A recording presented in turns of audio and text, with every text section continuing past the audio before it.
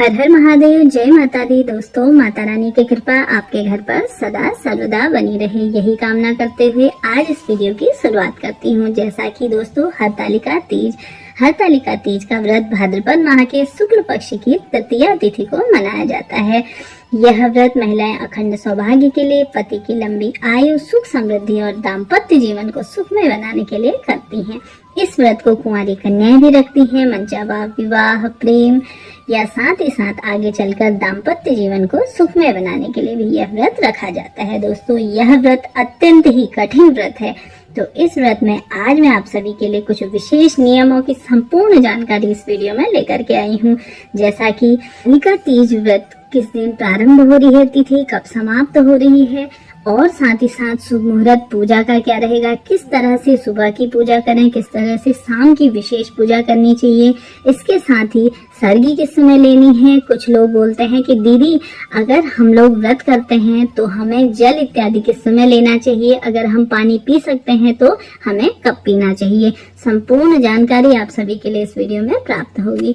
तो जैसा कि माना जाता है कि यह व्रत दोस्तों, जैसा कि हम लोग करवा चौथ का व्रत करते हैं ना, जैसा कि शाम के समय में हम लोग जल इत्यादि ले लेते हैं, अर्घ दे के चंद्रदेव को, साथ ही अन्न इत्यादि ग्रहण कर लेते हैं, उस तरह से यह व्रत नहीं है। यह व्रत अत्यंत ही कठिन व्रत है। जैसा कि सुबह सूर्योदय कालीन के समय से ही अगले दिन सूर्योदय कालीन तक इस व्रत में निर्जला व्रत रखा जाता है। निर्जला यानी कि कुछ भी नहीं खाना है। तो यह व्रत अत्यंत ही कठिन व्रत है। सबसे पहले बात कर लेते हैं कि त्रयोदशी तिथि कब से प्रारंभ हो रही है। तो दोस्तों, 17 सितंबर के दिन रविवार को सुबह 11:08 पर यह शुरू होगी और इस तिथि का समापन होगा 18 सितंबर सोमवार के दिन।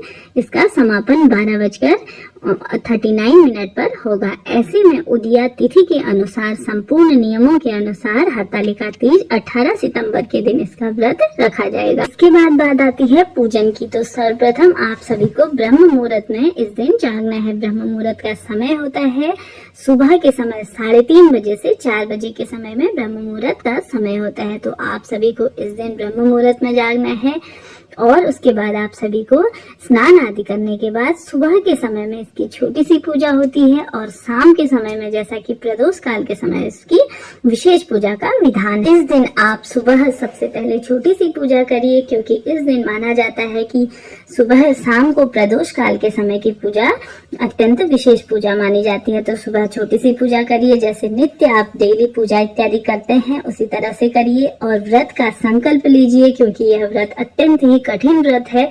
क्योंकि भगवान के आशीर्वाद के बिना, महादेव के और माता गौरा के आशीर्वाद के बिना यह व्रत नहीं पूर्ण हो सकता। क्योंकि आप महादेव से कहिए कि हे महादेव, हमें यह शक्ति दीजिए, माता गौरा, कि मेरे अखंड सौभाग्य के लिए मैं यह व्रत कर रही हूँ, इस कामना से कर रही हूँ, तो आप मुझे विशेष फलों की प्राप्ति कराएं। इस तरह से आप कामना परेशानी कहते हुए आप सभी हाथ जोड़कर इस व्रत का संकल्प ले लीजिए।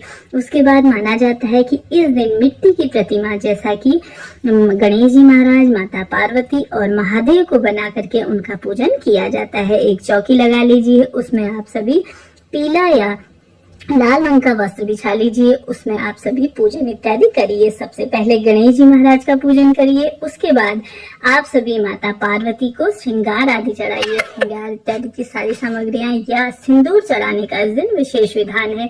आप सभी माता रानी के 3, 5 या 7 बार सिंदूर अवश्य लगाइए। उसके बाद उन्हीं हाथों से आप अपनी मांग में भी वही सिंदूर अवश्य से ही लगाना चाहिए।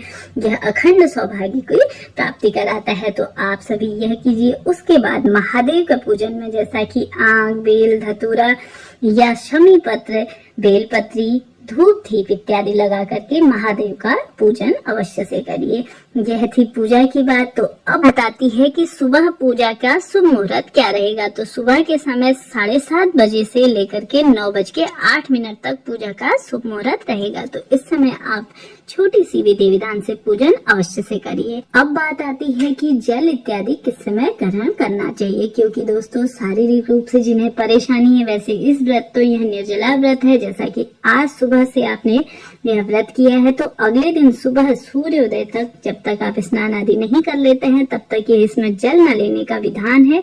लेकिन अगर आपके शारीरिक रूप से परेशानी है, गर्भवती महिलाएं हैं या इसके साथ ही कोई ऐसी परेशानी है जिसमें आप नहीं रह सकते जल के बिना, तो आप सभी को क्या करना है, रात्रि 12 बजे के बाद आप सभी जल ग्रहण कर सकते हैं। कोई दिक्कत की बात नहीं है, क्योंकि दोस्तों माना जाता है पहले अपना शरीर है, फिर उसके बाद ही परमात्मा है। आप इस तरह से कठिन व्रत अगर आप पहली बार शुरू कर रहे हैं तब तो आप यह नियम नहीं करिए। आप जिस तरह से पहली बार नियम शुरू करते हैं उसी तरह से हमेशा ही व्रत करना है।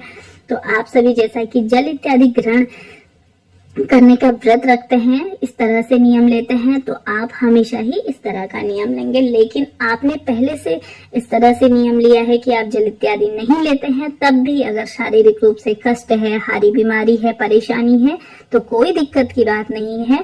तो आप सभी रात्रि 12 बजे के समय में कुछ मीठा इत्यादि के साथ आप जल ले सकते हैं, जल ग्रहण कर सकते हैं, क्योंकि अगले दिन तक अत्यधिक समय हो सकता है, पूरा दिन रह जाना है और पूरी रात्रि, तो यह नहीं हो सकता, हर किसी के लिए यह पॉसिबल नहीं है। तो आप अपने नियमानुसार यह व्रत करिए। और साथ ही साथ अब बात आती है, जैसा कि कुछ महिलाएं कहती हैं दीदी हम सरगी कब लें, हमें सरगी कब खानी है, तो सुबह के समय आप सभी को क्या करना है, ब्रह्म मुहूर्त में जागना है। जैसा कि ब्रह्म मुहूर्त 3:30 बजे से 4 बजे के आसपास होता है, तो आप सभी को उससे पहले ही उठ जाना है और आरती स्नान आदि करने के बाद ही सरगी लेनी है।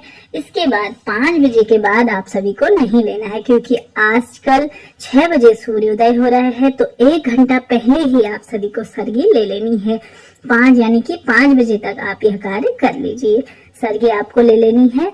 तो उसके बाद आप सभी को, जैसा कि सरगी सब जगह नहीं ली जाती है, हर जगह इसका विधान नहीं है, तो आप अपनी क्षेत्र रीति, कुल रीति या अपने बड़ों की, अपने परिवार में अगर जिस तरह से यह व्रत किया जाता है, सरगी लेने का विधान है, इस तरह से करिए। लेकिन समय यही रहेगा, समय आपको इसी समय पे सरगी ले लेनी है। इस दिन व्रत के साथ ही साथ आप व्रत की कथा सुने। अगर एक साथ सुन रहे हैं तो अत्यधिक अच्छा है, क्योंकि साथ ही साथ आप सभी पूजन इत्यादि या रात्रि जागरण का भी इस दिन विशेष विधान है।